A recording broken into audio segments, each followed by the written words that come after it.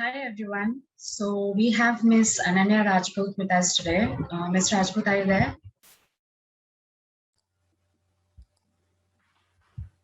Hi, can you see me? Can you hear me well? Yes. You can see you, we can hear you well. How are you? Perfect. I'm good. How are you? I All have to great. take a minute over here to first ask you, how do you pronounce your name? It's Fuara. Fuara? Correct. Perfect. Thank you for getting it right at the first go. No, it's a thing which I've learned since I've moved abroad. A Yeah, lot of people do not say my name right, so I have to ask them or to tell them, and I'm just using the same thing. we are on the same page. I understand you. Okay, so over to you. There will be more people who will be joining us soon, but I think we are good to Sure. go. We can begin and they can keep joining as well. I'm not here to talk to you about the beauty industry per se, about what trends are going on or anything like that, which is just a Google search away. I'm not here to preach. I'm here to talk to you about my journey, tell you what I've been through, and hopefully you'll have questions or you'll be inquisitive about certain things which I mentioned to you.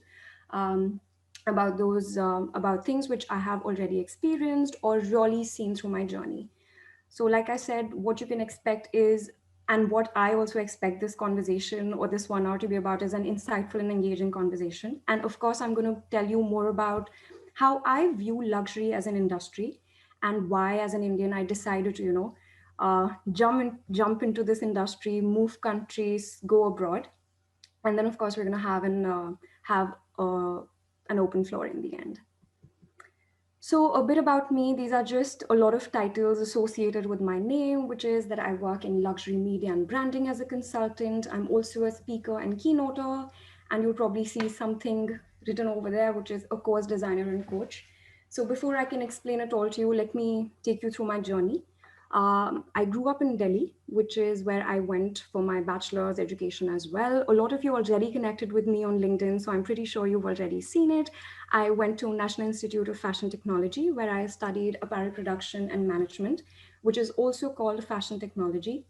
I'm not going to get into the nitty gritty of work that I did here, but definitely mention to you over here one of my closest projects, my pet projects, my passion project, which was in the field of sustainability, which I take very seriously. So if you were to probably see any of my talks, the recent ones, they always have an element of sustainability, which I talk about, which started off with me doing this project while I was at NIFT. So I worked towards improving menstrual hygiene for Indian girls and women who did not come from, let's say, privileged sections of society.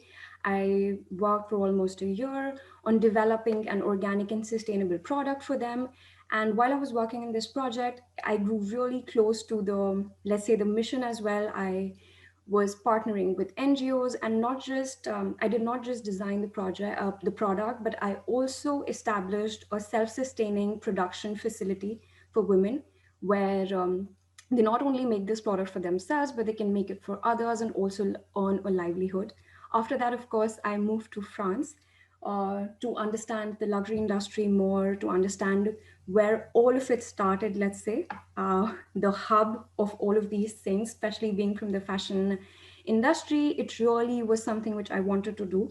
But I did not leave this project behind. And for the past 5 years, recently, the project also got recognized by Christian Dior, the LVMH group, and I got to present it to UNESCO at their headquarters. So that's been the journey of the project which I worked on. After NIFT, of course, I got into pure marketing, branding, PR, communications. I did my master's in business management and marketing, but I always worked on projects which are more related to the media and branding side of the luxury industry. While I was doing all of these things, I got profiled by one of UNESCO's global leaders for my work, which I had done for menstrual hygiene. And I am now working with that director to design courses um, in the field of, let's say, women empowerment, or let's say just talent empowerment. And we'll soon be launching these courses across various countries. You'll probably be thinking that's a lot about what she's done in the past, but what is she doing now? So, to tell you about what work I do right now, I'll tell you a little story. a year back when COVID hit, I was surrounded by a lot of international students. Of course, when you leave your country, I'm in France.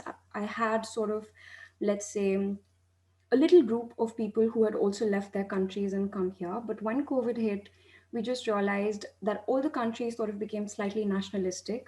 Um, People from abroad were not getting jobs very easily. And not to blame anybody, at that point in time, none of us knew what was happening, what this pandemic or how this pandemic was going to pan out. It was a time when I was also anxious because I was away from my friends and family. I did not know where life was going to take me. And one of my neighbors, she happened to be this Indian girl who had left her family behind to come and study in France. And as we became closer over the pandemic, she told me that her parents had given up everything they had, all their assets were online, just to send her abroad to make her study. At that point in time, we'd grown close, and I was really angry at her that how could you do that to your family? Did you not know that things can pan out in any direction? Having said all of that, I just realized that a lot of international people needed that help to a break into the luxury and fashion industry, because this is not, let's say, per se, which we learn when we're back home. So I decided and I started something called ARC, which is a niche consulting and coaching practice to help young graduates from developing nations, let's say, where there's not a lot of insights about luxury, beauty, and fashion industry, to brand them and to brand their profiles in a way which will give them, let's say, a head start into the luxury industry. I started ARC as a passion project almost a year back, and today I have helped over, let's say, 80, 90 individuals personally. These are all young graduates from countries like Africa, India, Bangladesh, Pakistan, to give them a head start into the luxury industry. Even if they're not in Europe, how can they start, building their profiles while they're back home if this is something which they really desire to do? This is, of course, how ARC started, but there was another reason to it. While I was working on this very big consulting project for a luxury maison, a French luxury industry, I was working in a group of 9 international people, including me, but most of them were from Europe and most of them were French. And I remember this round table, and we were just discussing ideas about how we were working on a relaunch strategy for the brand, basically. And as I started saying something about or giving my inputs, a colleague of mine looked at me, smirked at me, and told me, "Do you even have XYZ luxury brand in India?"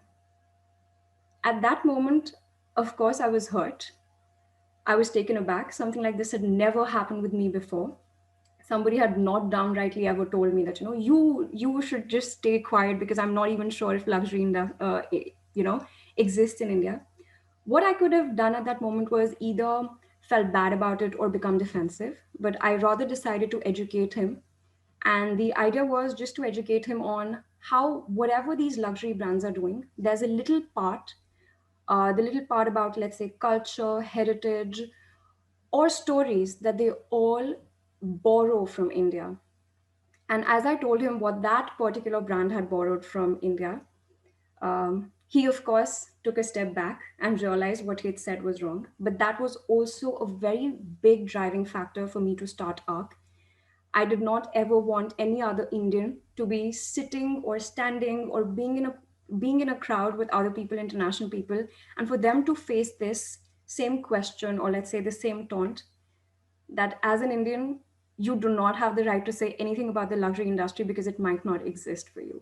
So this is basically how ARC started, and after almost a year, where ARC stands today is we're helping people in 3 domains. One, like I told you, it's already we're helping a lot of individuals, um, young graduates, students, by conducting courses and coaching and one-to-one coaching for them to brand them for the luxury industry. I'm now also doing it as a part of courses with schools like Kedge Business School, some other fashion schools like Parson, etc. The other aspect in which ARC now works is also we brand C-level executives, because with the advent of COVID, people realized that having a presence, a so e-presence was important. So we diversified ARC's activities in that direction. And lastly, I'm also, of course, providing services to growing businesses in luxury media and branding. For example, I'm working right now with this Mexican luxury jewelry brand on branding it, starting from what their color codes should be to what their brand voices should be and how to establish them basically as a luxury brand in the market. So this is what I've been doing up until now. And of course, you might feel that, she's doing a little of everything. So if there's something which was unclear, or if there's something which you want me to probably throw more light on, I'm here. I'm very happy to do it for you. So do you have any questions? Or maybe just what did you find the most interesting or something which was not clear? Maybe just a thumbs up, maybe just a Yes, nod it would be. was. It was very inspiring to know, and I Good. really like that fact where you said how you tackle at that point. You know, that is sometimes very important. We later realize we could have said that, and we do our own research, and then it's after that that we think that we could have said this. But I really like the way how you tackled, and then what you did towards it. That you just didn't stop by giving an answer to that person, but you rather started a step by yourself. So thank you. That was really very influencing to know. Thank you. Hello, ma'am. I have a question. Sure. As you said about you have started a jewelry line, so can you please say what are the challenges you have faced and how it went so long? Sure. So I work with many such small brands which are trying to establish themselves in, let's say, in the luxury space. And one of the most important, or let's say one of the most crucial steps is that what people start doing is without having a plan, they all first make an Instagram page because that's the cool thing to do, or they start making a TikTok, account for their business. And yes, of course, we've seen many odd examples where businesses have succeeded in this manner, but is it the right way of going about things? So first of all, educating the person to actually give 2 to 3 months before starting any social activity has been the most difficult part for me, because I'm working with a lot of young people, and they just feel that we have to go on social media right now and make things viral, but that's not how it works. Especially in the luxury space, you need to have a voice. You need to have, let's say, what we call a brand voice, is that how you sound and look on Instagram should be the same as how you sound and look on YouTube or LinkedIn, for that matter, if you're utilizing the, let's say, the social space. So educating those people on those aspects has been probably the toughest part of that one direction of arc, which has been just telling them that let's be patient, let's first have a plan, let's first define what your brand voice is, what your brand's going to stand for, and then launch it. So that has definitely been the toughest, but I have enjoyed it thoroughly. Thank you so much, ma'am. No problem. Ma'am, I had a question. May I? Sure, can you please tell me your name? Ma'am Shruti. Okay. Uh, Yeah, so my question was that you mentioned that you help students, especially the young graduates, get into luxury. So, what exactly is the kind of job profile? Like, it depends on their degrees, whatever they have done in their academics, or is it also on the extra curriculum that they have? Sure. So the idea is, when I work one on one with people, I'm not going to tell you about how I work with institutions or schools, but let's say um, somebody was to approach me, or I'm going to give you a real example. So this girl approached me and she'd been working as a chemical engineer for 3 years, but she just decided that, I want to switch my field, I want to do something in this domain. And she was at that point in time in Pakistan. And I was like, it's a great idea to have, and it's a really nice aspiration. But I worked with her, and my team worked with her for almost 5 months to develop an exact action plan for her, because she did not have the funds to go abroad, because the easiest way is usually to do a course, even if it's a short one, in that particular industry if you're planning to switch. But she didn't have that, so we started building on free courses. I started giving her my consulting projects, and she started working as a junior consultant with me, and then she had my reference, for that matter.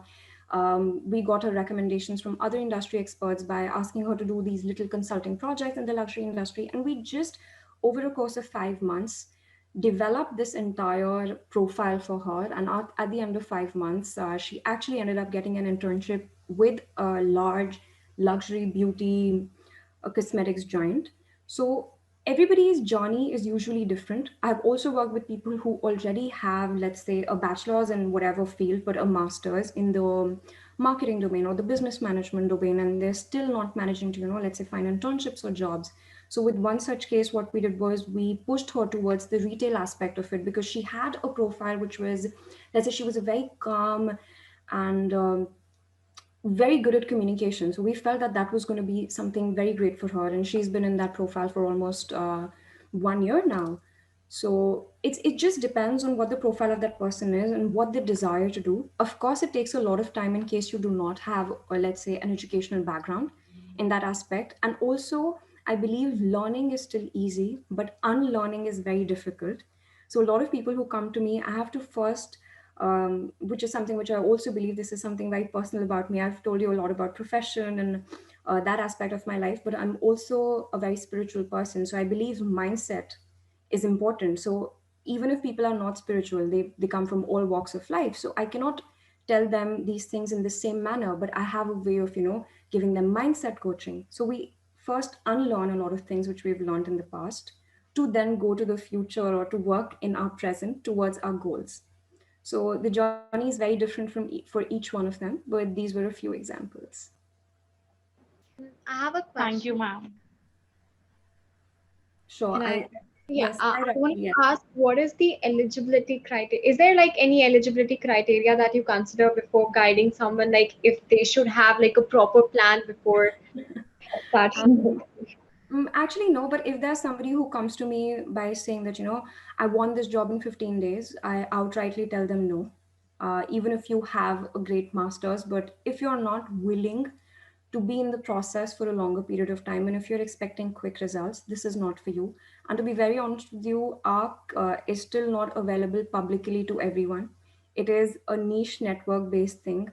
ARC is only for people, it's invitation based. Either I invite profiles based on my network suggestions, or it is through schools who invite me and they tell me, out of these 10 people, these are the top three most motivated ones.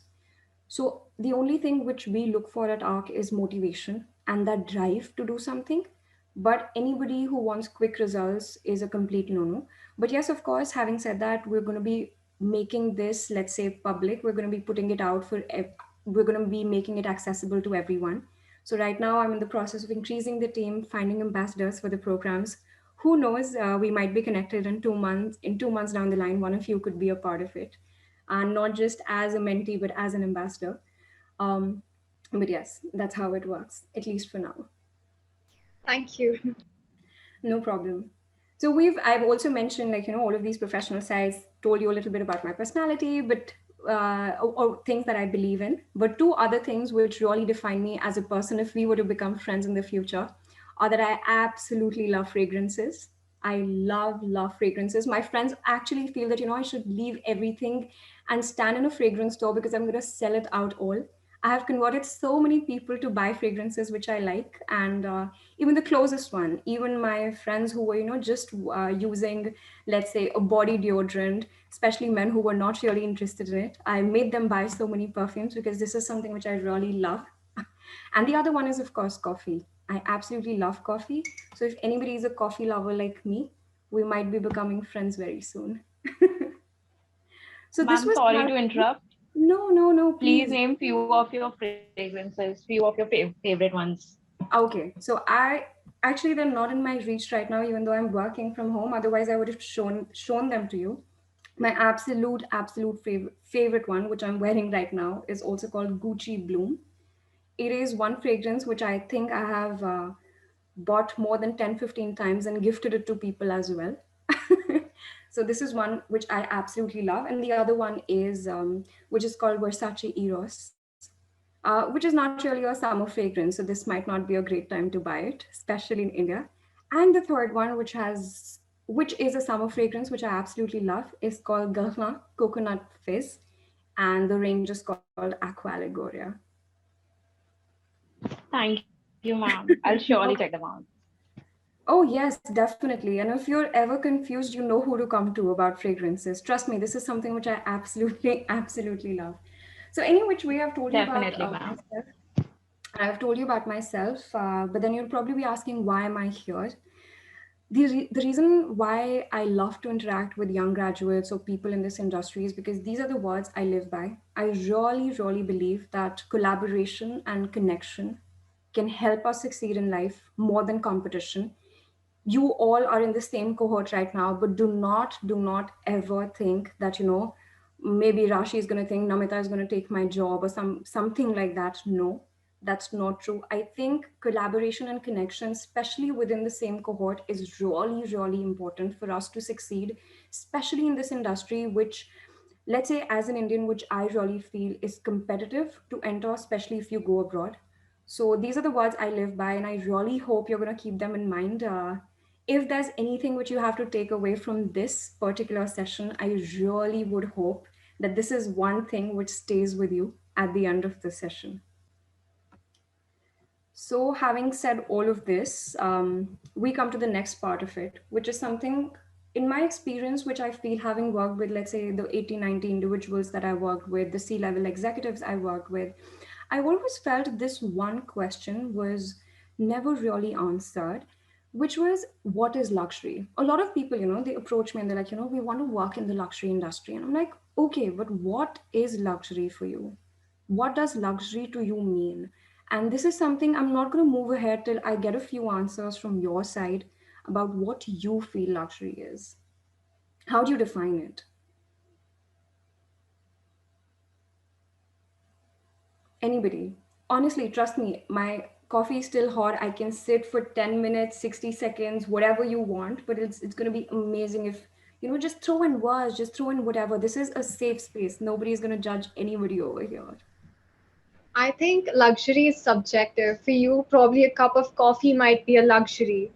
For Mm-hmm. me, probably going out on a holiday would be a luxury. So it is very subjective, depends from person to person. Okay, so what is it for you?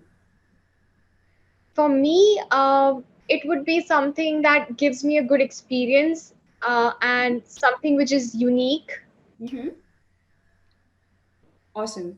And this is something which I really want all of you to note over here. We've got that thing in the first one. There are lots of sides of luxury. There are various domains and various definitions, and it means different to each person. So when you're defining luxury, think from an expert point of view. Think from a customer point of view. There's a difference between a customer and a consumer. So think from that point of view. I may be buying a fragrance for my mom, and I might feel that, oh, it's a Gucci fragrance. She's going to love it. It's expensive. But for my mom, luxury might mean a fragrance which actually lasts. So, so we've had this, which in the first answer, we've got a fantastic one, but I would really love others to answer as well. Just from your perspective, what is luxury? For me, it's exceptional quality and craftsmanship. I think Mm-hmm. that is something that is very important. True. And that is also, having said that, craftsmanship is something which you're going to read on every luxury brand's website. That, savoir faire, which they, as they say in French, the know how of doing things, who is making it, the craftsmanship behind making a single product. So that's really important. And that would be from, let's say, the creator's point of view as well. Like when we see various domains and definitions, where can we categorize it? It can also be from a consumer point of view, but it can also be from a creator point of view. Maybe some more examples. I see Namita's mic is on. Yeah, it is like a emotion connection, and it acts like a heirloom that can be passed from generation to generation. I So that's absolutely, luxury. absolutely love this answer, Namita. Thank you So so on much, this ma'am. note, I'm going to share a story also with you. So there was this interview where I was sitting. That brand does not necessarily exist big time in India. It's one of those luxury brands which you would probably find at the airport and now in Sephora. Um, so they asked me, again the question, why and how would you be willing to work on this brand? And me being me, I was all prepared for the interview, and I told them a story about their own product, which they did not know in depth. One of their perfumes called Shalimar. Its heritage and its story was borrowed from India. And for 10 minutes, I took them on a very emotional journey about the perfume, telling them about how it's connected with India.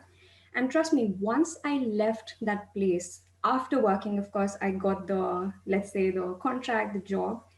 After I left, this is one thing which my manager mentioned to me, that, with the emotion you explained that fragrance, of course, it was a fragrance, so I was already emotional about it. But the story about India and how they had taken it from India, she remembered it and she decided to gift it to me at the end of it, at the end of my contract as well. So I just feel when you're in the luxury industry, having your values connected or a story connected to wherever you want to work is also very important. This is definitely a point which we're going to discuss in the next few slides.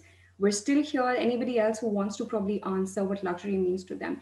Maybe as a student, why are you studying this course? What does luxury mean to you? Or maybe as a professional, what would luxury mean to you, if not personally?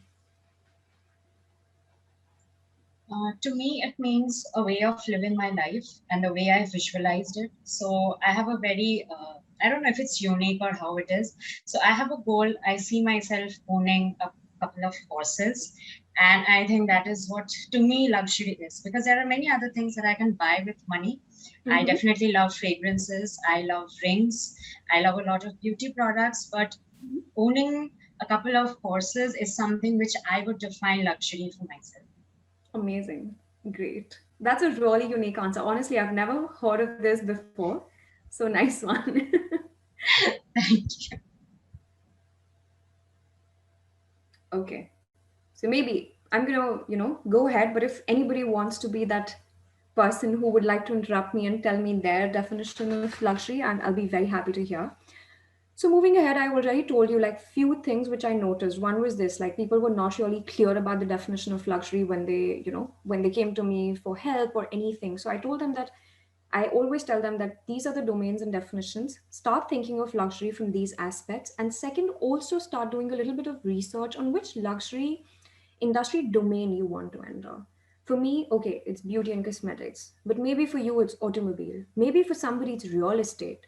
Maybe for somebody else it's just yachts and hospitality. So that is also one thing which I would like you to probably note down and give it a real thought before you step into the job market. And the second thing which I noticed in this experience of mine was a lot of young people believe that it's on companies for them to choose them. Like, they start making their CVs and they start acting in ways that the company would like them to act or a particular luxury brand would like them to act, totally forgetting what values they have. And this is one thing which and I'm not going to lie, this is exactly how I thought also a couple of years back. I thought, okay, no, I need a job with LVMH, and let me look at their website and let me see what they're doing, and I'm going to present my answers like that. But I just realized that approach was totally wrong. I, at this point, risk not sounding very politically correct, but I'm going to say it anyway. The brands need you as much as you'd like to work for them, or the companies need you. Please do not ever think that they're doing you a favor by giving you a job or an internship. And let's say, you make a CV which is amazing, which is in line with one of these, let's say, this giant luxury industry. You go there and you just realize that it's very anti the values you hold. You're going to burn out at a very young age. And I've seen that happening with a lot of colleagues of mine. It did not, let's say, it did not align with a lot of my French colleagues, let's say, way of living, that they couldn't work a lot. They wanted their holidays, but that particular company did not give them holidays. I had a friend of mine, she, like me, was a big advocate of sustainability. And each day she would see millions of paper being printed from the printer, plastic glasses being used. It just was not a very mentally healthy or conducive environment for her. Just because we're young graduates, let's not think that we are nothing. You can drive an interview. You should check for the company's values as much as they check you for your skills. So it might sound very, a very romantic notion at this moment, but it requires a lot of unlearning to do for us to understand these things. For me, what, let's say, from a personal example, how do I look for companies or brands or people I'd like to work with? I try to ask them certain questions which would tell me about their daily life, let's say what their daily routine is like, what their values are, what they believe in. Yes, of course, political differences and all of these things keeping aside, aside, not going to judge people based on that. But simple things like there's this brand, there's this international beauty brand. I'm not going to take it listed all over social media these days for its toxic work culture, and yet it is a brand which will always post about how people are happy working over there, is the best brand which young graduates choose, is doing everything for sustainability, is doing everything for the LGBTQI community. Yet, right now, the social media is filled with examples and testimonies of people who have had a burnout in this very company, and it's a very famous one. It's it's present in every country. So if you were to do a quick Google search, you'll find it. Another such beauty company exists in India as well, which has now become one of the biggest but is known for its toxic work culture. So so I just want you to take a moment right now and later. Please do not give in to big names without doing your own research about what the work culture is like, what the company's values are like, and is the company just washing you, whether it be greenwashing or DNI washing? Is the company really washing you, or is it really doing work in those domains? And when you go for interviews, when you appear for interviews, as an individual who values him or herself or themselves, you bring across this aura of confidence, and the company knows that if we do not hire her, let's say if we do not hire Rashi or anybody else, we wouldn't find anybody else like her. You shouldn't go into an interview and be another number, candidate number 23. 23 was nice, but let's go for 24, because 24 agreed for a lesser pay package. And how you can achieve this is by making sure that your values are aligned with that company and you would like to work for that company. So this is one thing which is really important for me, which is something which I learned after falling and failing multiple times and after having interacted with so many young people. So this is one thing which I really wanted to share with all of you, and I would really like for you to keep this in mind. And if you have any questions, anything which was not clear about this, please feel free to stop me. Please feel free to switch on your mics to ask me anything you'd like to about this. I'm just going to give you a couple of minutes to see if you have anything to ask, and by that time we can sort of move on. So I guess there's nothing. Of course, I told you in the beginning we're not going to be discussing trends because these are just a Google search away. But these are some trends which I compiled, which I feel I'm not going to get into the depth of it. I'm going to leave it on for you to read for 60 seconds, let's say. And if there's something which you do not understand, please feel free to ask me to elaborate on. But the idea of putting these trends over here is just to probably help you see the direction in which this industry is moving, do your own research, probably note down the trends which are important for you, and how these trends also are going to help you as a young graduate. Or like, let me just pick up one thing, which is the micro trend of resale revival. Maybe right now, a lot of you want to just work for big companies and are not looking at companies which are in luxury resale, which are going to be as good and as big as these companies, as the other brands are in today's age, because it's a trend which is going to be coming up in ahead in the future. So these are just trends to help you think sort of ahead of now and see where you can take your journey after your course is completed. So if you want to note something down, if you want to take a picture, do whatever, it's for you. And if there's anything which you would want me to probably elaborate on, I'm here.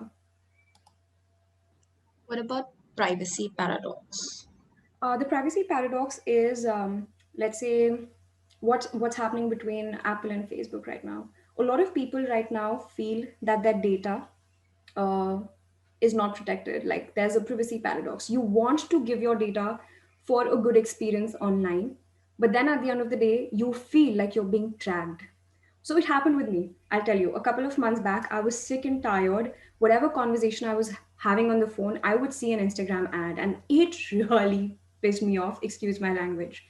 So I was like, I'm gonna, revamp everything. No cookie, nothing, nothing, nothing. I deleted everything. Whatever I could, I did it. And each time my experience online became such a hassle after, I retracted all of it. I was like, okay, you know what? Take my data if this makes my experience smooth. So this is the privacy paradox, which not just me, a lot of people are in right now. And this is definitely a trend, so we have to monitor what's happening. There are lots of companies which are coming up. If I'm forgetting the name of the website, maybe it's called Mine or something, where you go right now, put your email address, and you get to know which all companies are storing your data. So, this is just when you look at privacy paradox, look at companies which are coming up or cropping up in this domain. And maybe if this is something you'd like to potentially work on in the future. So that's what privacy paradox is. Isn't it? It's beneficial for the company that if they have all the information. So Exactly. It is definitely beneficial for the company. And for me, as a marketing professional, it's very important to have this data so that I can target my ad campaigns to the right people. But as a person, I hate giving my data to companies. I'm like, why? Maybe I should be paid. This is my information. So basically, this is where we are in right now. And this is definitely something which is being discussed a lot. A lot of work is being done in the AI, community in that business domain to tackle something like this. Could you explain the last 2 points of macro? Of macro. Okay. So basically, the idea is both the points are interconnected. Let me talk about the LVMH group. Under the LVMH group, which is let's say the mecca of luxury companies, you have a lot of things going on. You have wines and spirits which are going on. You have jewelry. You have fashion and leather. And the idea is with Tiffany's takeover by LVMH, we see that this the conglomerate model is becoming a big thing. Companies are coming under one brand rather than being individualistic to let's say feed off each other's data experience, or to get into new markets. So that is definitely a trend we should be looking at, which company is going to buy which little small brand. So I think um, I'm forgetting, this beauty brand was just taken over by Estee Lauder or some company. Let me get back to you on that one. But basically, if you probably, Ma'am, The Ordinary. It's yes, the a ordinary. Yes, the it's a ordinary. mass market. Perfect. Thank you so much. And Paula's Choice also was taken over by one of these companies. So we have a lot of these things going on right now. And that is what the macro trend is. I want to know what you mean by local luxuries. Local luxuries is going to be, so when COVID hit, a lot of people, like I already shared with you, not just with people but with brands also, people started realizing or started getting this feel of being slightly nationalistic. They wanted things to be available to them easily and where they were, because the Asian people couldn't travel. There's a very big phenomenon of Chinese people traveling to the Europe and buying lots of things in bulk and going back, and especially near Chinese New Year. So all of this stopped happening. So we're going to see a lot of local luxury brands cropping up, which are of course not going to be as well known as the other brands. But given today's generation and age where people are actually learned, you and me as customers, as consumers, we're more learned. If somebody tries to tell us, this is a really good brand, we're not just going to take them for the face value of it. We have the power and we have the education to do a search at our own ends as well. And this is going to help the local luxuries crop up. We have so many luxury fragrance brands cropping up in India. There's a brand which I'm working with right now as well. Of course, it's under wrap, so I cannot give you the name, but there's a lot happening. And it's just a Google search away if you start seeing of those things. So, as people who are sitting in India, please do not think that if you want to work in the luxury industry, only other countries are an option. Your country right now is a very big hub of small brands cropping up. And when you join these companies as young graduates or as young people, there's a lot of growth because they are going to fire up. Of course, this thing was predicted to happen around 2022, but with COVID, things have shifted, and now we see that the Indian luxury market would probably be at its peak around 2025, but it's definitely going to happen. So, this is what local luxury means. Thank you. No problem. And adding on to it, this also means that big luxury companies cannot just sell a product under, let's say, under one umbrella. If they're selling the perfume, it needs to be marketed in a way which is going to be acceptable to the local community as well. So let's say we were working on this, an example for you, I was working on the marketing campaign of this luxury fragrance, and the Hollywood brand ambassador that we have, she happens to have a lot of tattoos on her back, front, here, everywhere. But she's the brand ambassador for our perfume. However, tattoos are not considered, let's say, a good sign in Japan. So we had to shoot a completely different, we had to take the ambassador's time. We had to shoot another campaign with her. So this is what local luxuries mean. And you cannot be, let's say, you cannot turn a blind eye to what's happening in countries right now, in local communities or countries right now. Perfect. So we've discussed this. Moving on. This is already something, again, which I'm just leaving out. I'm not sure if you have so much time. It's already 2:20. So it's just, these are things which are very close to me. I really look at whether these three topics are a fad or reality in a company before I join them. And this is just a general suggestion for anybody joining this industry. Make sure that you're not being watched, not as a professional, not as a consumer, not as a customer.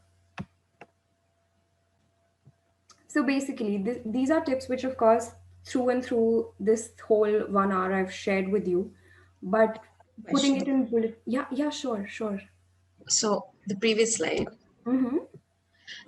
So when you say that you believe in all of this, because somewhat even I do believe in all of this, but the question is that as a beginner right now, isn't it that I am making my how to say, I'm making You're my limiting your opportunities professional. less for myself, like there will be less opportunities for me. Exactly. This is a paradox which I discussed with you before as well. And to unlearn that was a very difficult thing for me as well, because there was this company which I really wanted to join. I'll be very honest with you. This was a company which exists back home. It's the biggest cosmetics giant. I was like, if nothing at all, this is one company I want to be a part of, and I can always come back to India and work with it. But I heard so many stories from my colleagues, from my managers, who told me about the toxic work culture. And this is the same company which is in social media highlight right now for its absolutely pathetic work culture and for washing people on all these three fronts. That I decided that even if I, not work for them, or if I were to work for them, let's say I go in and be like, I'll have a big brand's name um, for a year or two. It's a very, very, very, let's say, nice notion to have, like, I want a big company's name on my CV. I just felt I wouldn't be able to give it my all if I were to actually do it. If I were to probably stay there for 1 year, and what if I were to be, let's say, lose my soul for doing something? I know this sounds really romantic. A lot of people don't believe in it, and it took me a lot of time to believe in it as well. But I do really feel that we have the power to make the change. And why do these companies keep doing the same thing? They keep doing the same thing because they know if Ananya leaves, we're going to have XYZ joining in. And the XYZ is going to join in saying, hey, listen, I don't care about the work culture. I don't care what they're doing. It's an amazing, wow, it's an amazing company and it has such a big name in the whole wide world. What if all of us, like I said, let's say one cohort, one graduating batch decided that, we are not going to get into this company? They can keep firing people, they can keep doing anything. So yes, of course, it's not something which you or I can change. It's going to be a collective change for sure. And that is why I feel when all of us have this within ourselves, that it's not really competition, it's collaboration and connection, can we achieve this change? And for me personally, I just decided that any company which was not doing these things, I started making small changes at my end.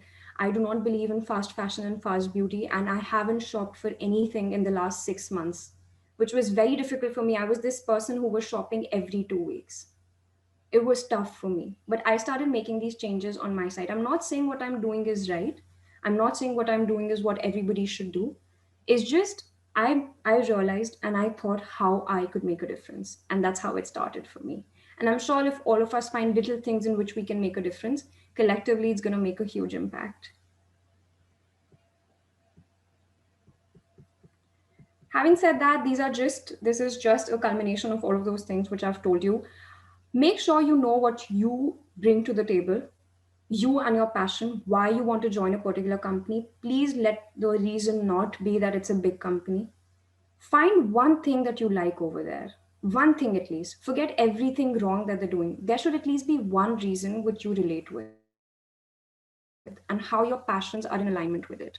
Then, of course, you need to know how to tell your story. How do you bring yourself to the table? How are you different from the people who are sitting right next to you when you go into an interview or to get a job? So, just as a young graduate in the luxury industry, it is very important. Storytelling for the brand is important, and storytelling for a professional is important. So, keep that in mind. And of course, quality and commitment over quantity, which is something which is my mantra as well. Don't spray your CVs, don't spray your, things to everybody around there. Have top 3 or top 5 or top 10 places you'd like to be a part of, and just work towards that goal. Be committed to it. Quality is going to lead you to a better life as a professional and as a person. So these are just some of those tips which have worked for me, which have worked for over the, for those 80, 90 people I've worked with so far. And I really hope they work for you as well.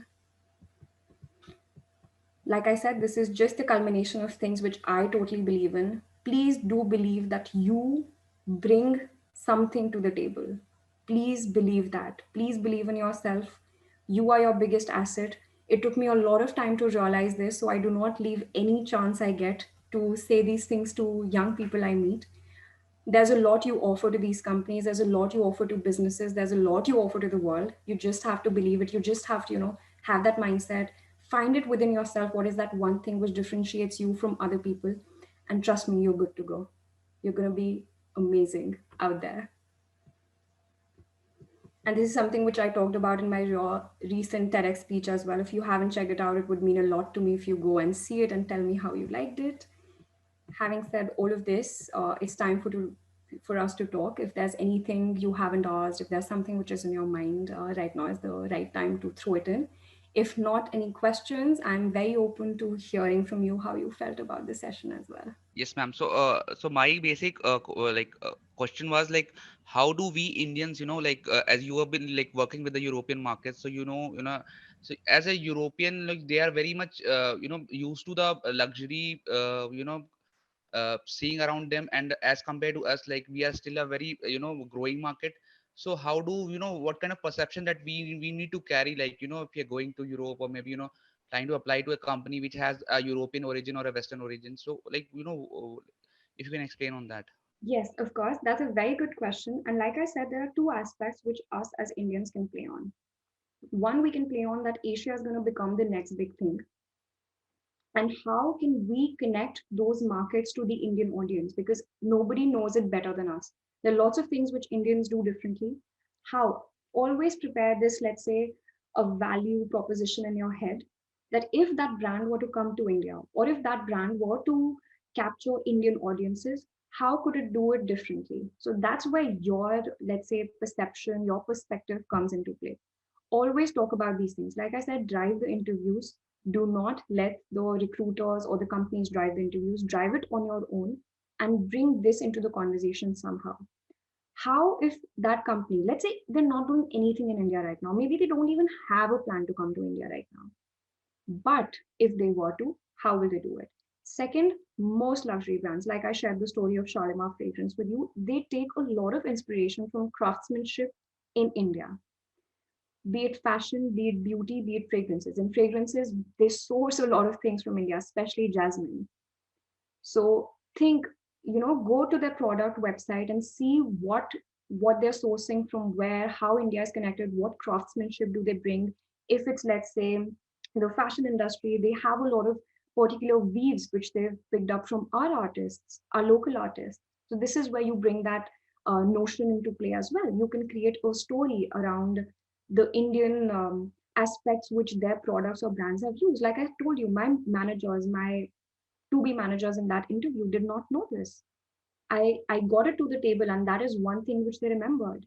So trust me, just because luxury market does not exist in India and we may not be buyers of it, does not mean that we do not deserve a chance to work in the industry. And trust me, anybody who's selling luxury to you as golden and white and Chanel and Gucci, no, that's not it. There's so much more to the luxury market. There's so much strategy value to be added into the market, which you can add as students, even if you're not buying all of these things. So these are the two aspects which I would really like you to keep in mind whenever you're appearing for interview or writing a motivation letter.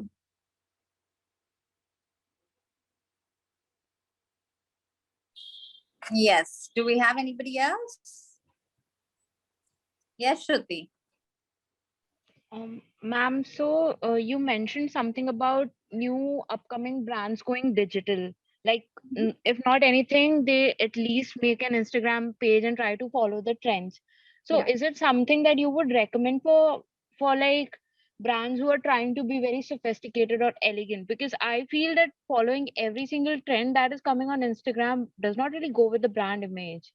So, what You're is your take absolutely on right, Shruti. That's a very good question, and that's actually a big debate in the luxury industry right now as well, whether to leverage TikTok or not. And there's something called brand reputation, brand safety, which these platforms still cannot guarantee. Your ad placement can be next to something which you absolutely do not believe on or your brand does not stand for. So, what I told you also when I shared my example was we first try to make a social media plan and strategy when going social for a luxury brand. We first define which channels would do best for them depending on their business goals and their brand voice. Because in luxury, the story you tell is more important than just the sales that you make. So, yes, for small fast fashion brands, these platforms work brilliantly well. You can just go sell here and there, whatever you want to do, nobody cares. But for a luxury brand, which wants to be in the game for a longer period of time, it's very important to have a strategy and then go social. Thank you, ma'am. Another question that I had is, let's say there's a new brand and they don't really have a story. Even the creators are very young. So, what should be their approach? Like, what should be their style of storytelling? The idea is if they do not have a story and they want to establish themselves as a luxury brand, don't do it till you have if you do not have a story, don't go ahead, because then you wouldn't be able to establish yourself as a luxury brand. A luxury brand comes with a lot of traditions, heritage, a story, a reason behind it. If your brand does not have it right now, then why are you launching the brand? It's very important for any creator, any founder, any entrepreneur to know the reason behind doing something. And for luxury, that's very, very imperative. So, did you do not find a story? Yes, of course, you can reverse engineer a story. Maybe you get a product idea because you identified a gap in the market. That can become your story. You have the product, but wherever the gap came from, let's start making a story in reverse, but make a story. Definitely make a story if you want to establish yourself as a luxury brand or a luxury creator for that matter. Okay, so what I understood is that, like, if the product is the base of your idea that my brand is a luxury brand, find a story around it. Let's say here we're talking a lot of hypothetical things. Maybe if you could give me an example, like maybe do you have a product in mind? I could give you an example right away. Okay, let's say you know about these bombs that you Mm-hmm. just throw into your bathtub and Mm-hmm. then it Mm-hmm. yeah. So let's say that is my product idea for a brand that is starting in India. Mm-hmm. So and uh, and I am the CEO. I'm 22 years old. I'm the CEO of the brand. So how do you think I So are should you go telling about me it? this brand does not does not exist in any other country? It's first a 22-year-old CEO is launching bath bombs in India for the first time, right? Yeah. So I this would product ask has never existed in India ever, and even like other brands that are existing, they haven't started, selling it in India. So how do yes. So first, I would ask you to identify the market. Why bath bombs do not exist in India is because a lot of people do not have bath tubs in India. That's a very niche luxury home kind of a thing. So that is very clear that you will be targeting this bath bomb idea to those people. First, you need to identify how much, what part of the population do these people make? Are they significant? If they're significant, why should they be interested in your product? Why would your product sell?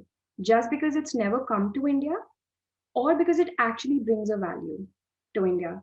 And once you have that, your storytelling can be around the ingredients which make the bath bomb.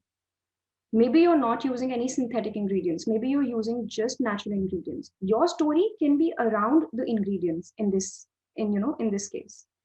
So that's how I would start thinking about these things. Okay, So ma'am. it Thank you. doesn't, it is not necessary for the brand to have like a heritage of maybe like 10-15 years, right? No, no, definitely not. Yes, you play a lot in heritage, but how will new brands come up in the market if they already, how can somebody have a heritage if they're starting new? The idea is only to make sure, like, this is for any young brand. First, it's very important to understand who your target audience is going to be. Then, what, like I say, for people, it's the same for brands. What are you doing differently? And why would people want to buy your product? And when you start questioning yourself on these aspects, you get the answer in the end as well. And once you've had that answer, of course, I don't want to get into the whole business side of it, how we do it, but you have charts, you have a lot of sticky notes going on. It's a very big process. You will get the story out of it.